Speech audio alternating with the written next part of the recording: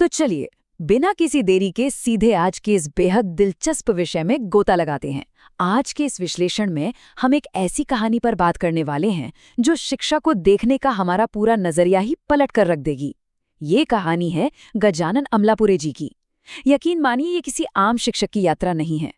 गजानन जी वाशिम जिले के काटा संकुल में एक बहुत ही सफल और एकदम पारंपरिक शिक्षक रहे हैं।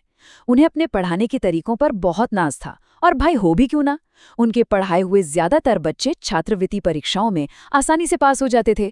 कुछ का तो नवोदय विद्यालय के लिए भी चयन हुआ था। उनका अपनी शिक्षण पद्धति पर अटूट विश्वास था। उनका मानना था कि उनका तरीका ही सबसे बेहतरीन है। वो उन शिक्षकों में से थे जिनका पक्का यकीन था कि एक शिक्षक के बिना बच्चे कुछ भी नया सीख ही नहीं सकते। लेकिन अब जो सवाल हमारे सामने खड़ा है वो आपको भी सोचने पर मजबूर कर देगा। जरा सोचिए, क्या ये वाकई मुमकिन है?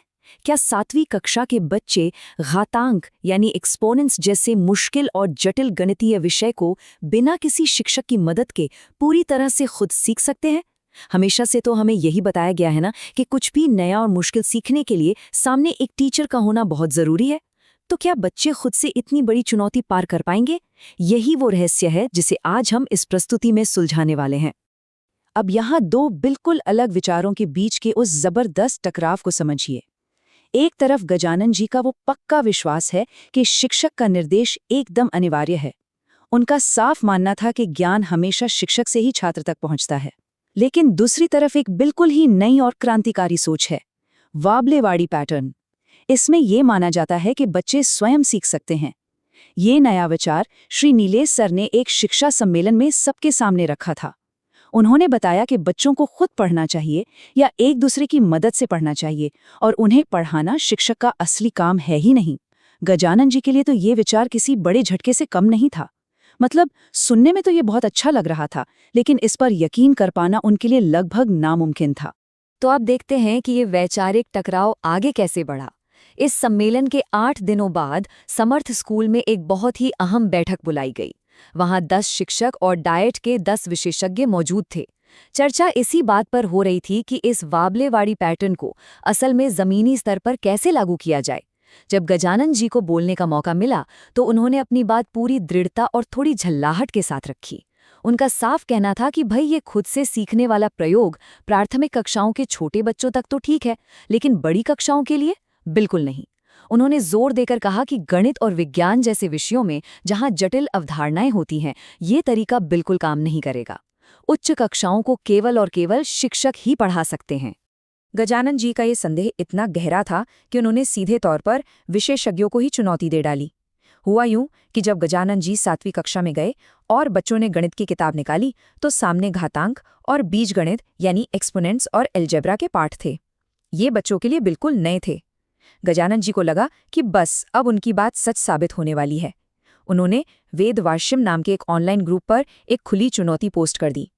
उन्होंने विशेषज्ञों से पूछा कि कृपया मुझे समझाएं कि 7वीं कक्षा के बच्चे घातांक जैसी बिल्कुल नई और जटिल चीजें खुद से कैसे सीखेंगे, जबकि उन्होंने पहले कभी इसका नाम तक नहीं सुना है। नीलेश सर ने जवाब तो दिया, लेकिन गजानन जी की शंका दूर नहीं हुई। वे अपने उसी पुराने तरीके पर लौटने का पूरा मन बना चुके थे। और तभी एक ऐसा जवाब आया जिसने गजानन जी की इस पूरी जिद पर ब्रेक लगा दिया।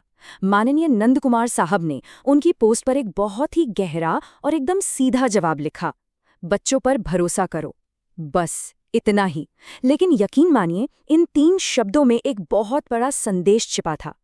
इस बात ने गजानन जी को सोचने पर मजबूर तो जरूर किया, लेकिन फिर भी एक पारंपरिक शिक्षक होने के नाते उनका वो पुराना विश्वास अभी भी कहीं न कहीं अड़ा हुआ था। इसके कुछ ही दिनों बाद एक बहुत अहम घटना हुई। नीलेश सर का फोन आया और कॉन्फ्रेंस कॉल पर माननीय नंदकुमार साहब भी जुड़ गए। उस कॉल पर नंदकुमार साहब ने एक ऐसी विशिष्ट सलाह दी जिसने इस पूरी कहानी का रुख ही मोड़ दिया।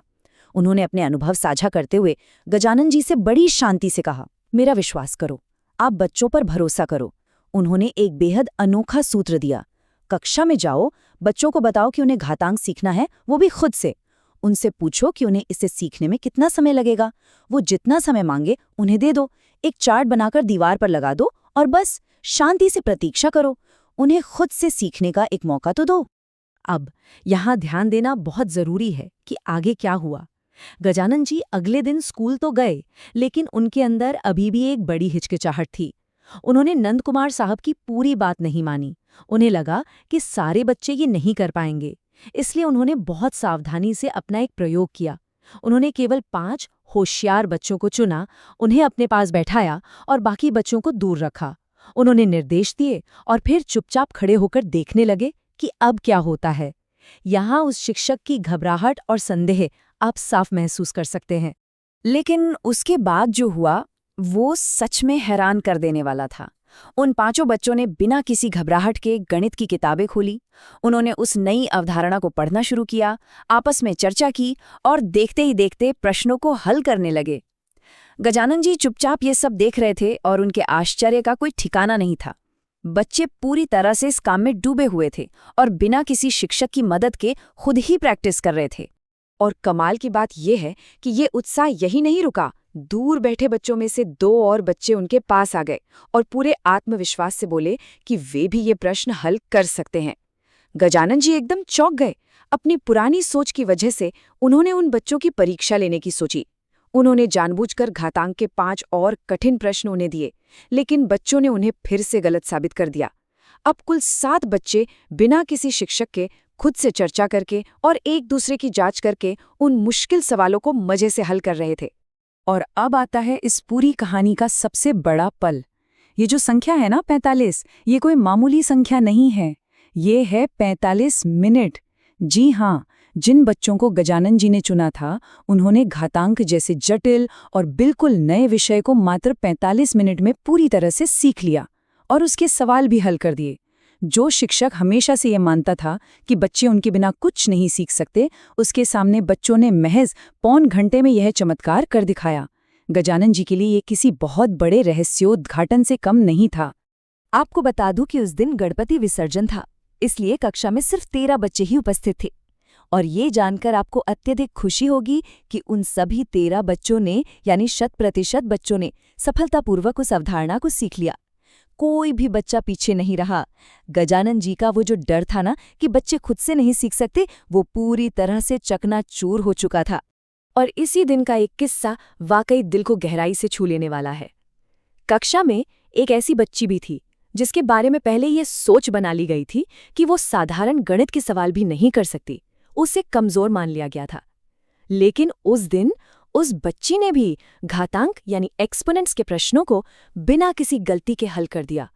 जब उस बच्चे ने वे मुश्किल सवाल हल किए तो गजानन जी की खुशी का कोई ठिकाना नहीं रहा। लेकिन साथ ही वो हैरान भी थे कि उन्होंने बच्चों की क्षमता को कितना कम आंका था। इन सब घटनाओं ने गजानन जी को भीतर तक बदल कर रख दिया।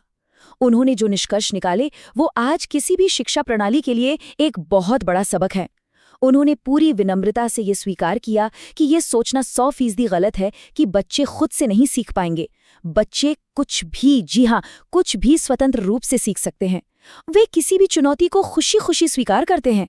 गजानन जी अब पूरे विश्वास के साथ कहते हैं कि अगर बच्चों को उनकी मर्जी से सीखने का अवसर दिया जाए तो उन्हें पूरी किताब खत्म करने में 1 महीना भी नहीं लगेगा।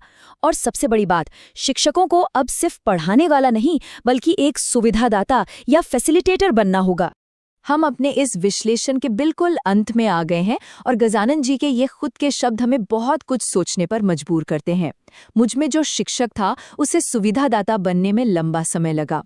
ये एक बहुत ही शक्तिशाली और ईमानदार स्वीकारोक्ति है। ये हमें सोचने पर मजबूर करती है कि कहीं हम भी अपनी पुरानी मान्यताओं तो नहीं बंधे हुए हैं। बच्चों की क्षमताएं सच में अनंत है, बस जरूरत है तो उन पर भरोसा करने की। मुझे उम्मीद है कि इस विश्लेषण से आपको बहुत कुछ नया सीखने और सोचने को मिला होगा।